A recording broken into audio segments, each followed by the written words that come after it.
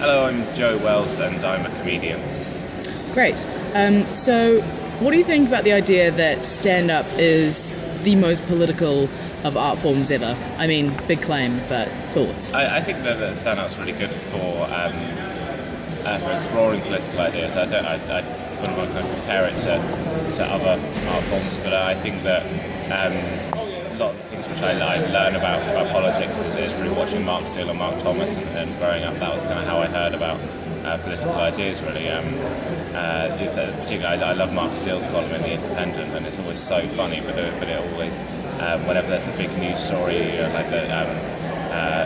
when the Ukraine stuff was going on, I found it very hard to kind of get my head around what was going on, but then you read Mark Steele's column and you go, oh, I understand what's happening there. Yeah, and I mean, it's interesting that you say that you're getting your news from comics, because, I mean, Jon Stewart and Stephen Colbert in the US, I mean, I would argue probably the most reliable news sources in America. So anything to say to that?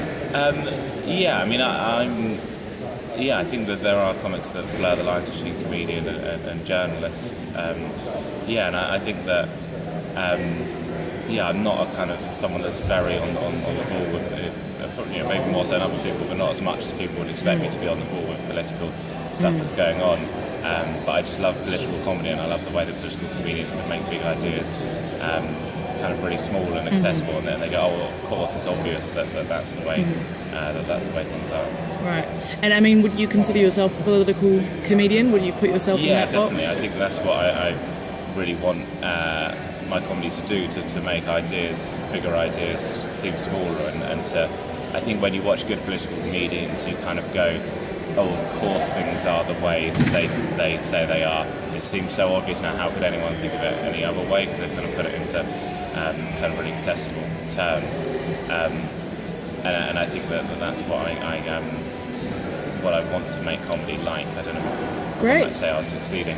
That's what I'm trying to do. I mean, what's your favourite thing about Fringe? Why is it so successful? Why does everybody cool in the world flock to Edinburgh come August? I think the stuff happens here that doesn't happen anywhere else, really. The scale of the Fringe. You can do things you couldn't do in London or anything like that. There's a show called Comedian Cinema Club that Eric Lampere put together.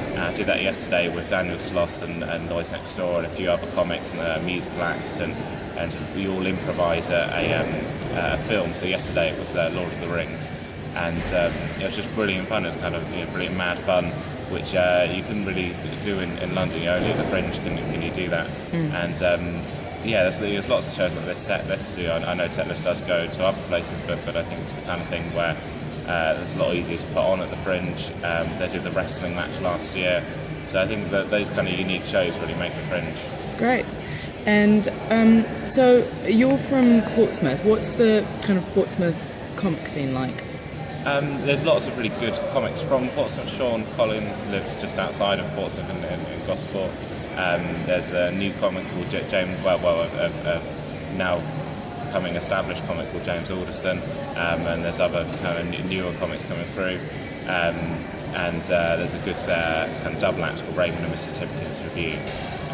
So there's some really good comics. There's some good clubs. The Wedge Rooms is a lovely club.